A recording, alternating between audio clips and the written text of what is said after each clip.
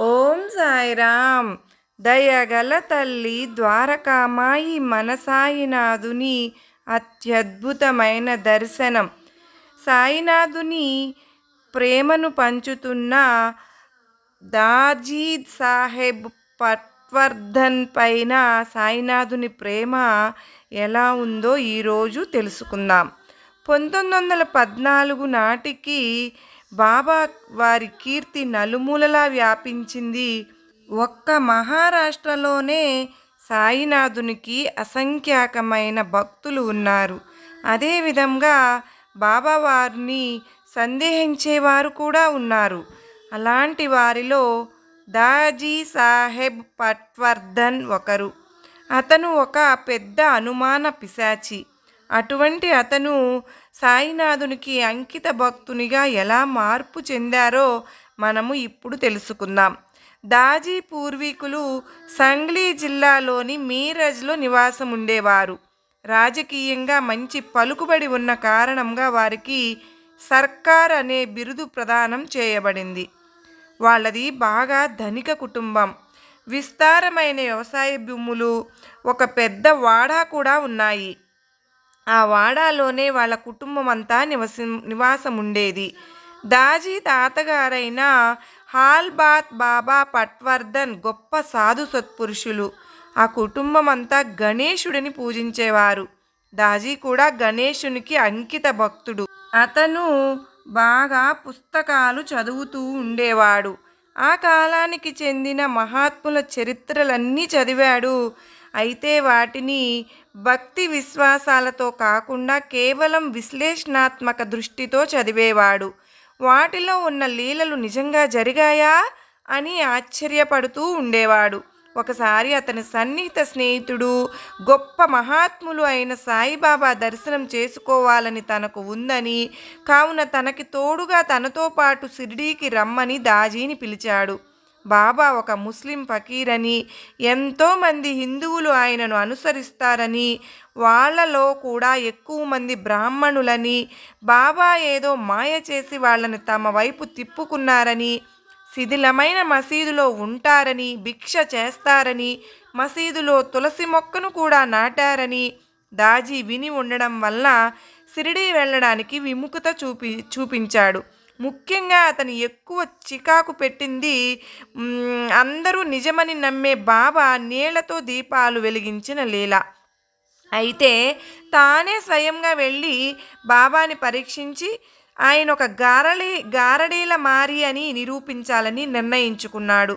ఆ ఆలోచన ప్రకారం 1914 మే నెలలో దాజీ షిరిడీకి ప్రయాణమయ్యాడు. ఈ రోజుల్లో లాగా ఆ రోజుల్లో షిరిడీ వెళ్ళడం అంత సులువైన విషయం ఏమీ కాదు. అదొక సుదీర్ఘమైన దుర్భర ప్రయాణం. దాజీ మిరాజ్ నుంచి రైలులో పూణే వరకు ప్రయాణం చేసి అక్కడ ఇంకొక రైలు పట్టుకుని మన్మాడ్ చేరి అక్కడ నుండి కోపర్గాం ప్రయాణమయ్యాడు.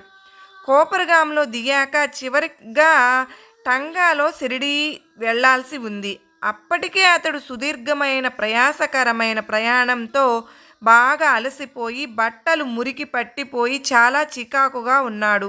అందువలన స్నానం చేసి బట్టలు మార్చుకుంటే కాస్తైనా ఉపశమనంగా ఉంటుందని ఆలోచిస్తూ రైల్వే స్టేషన్ బయటకు వచ్చాడు. స్టేషన్ సమీపంలోనే దాదాపు 60 అడుగుల లోతున్న ఒక పెద్ద బావి ఉంది. దాజీ బావి దగ్గరకు వెళ్ళి లోపలకు చూశాడు. లోపల స్వచ్ఛమైన చల్లటి నీళ్లు చాలా ఆకర్షణీయంగా కనిపించాయి. అప్పుడు దాజీ వయసు 20 సంవత్సరాలు. బలమైన యువకుడు, పైగా ఈతలో మంచి నైపుణ్యం కలవాడు కావడంతో ఎక్కువ ఆలోచించకుండా బావిలోకి దూకేశాడు.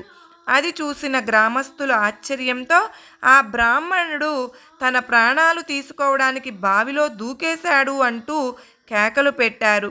బావిలో పడ్డ దాజీకి తాను మునిగిపోతున్నానని అర్థమై నిస్సహాయతతో చేతులు ఊపసాగాడు.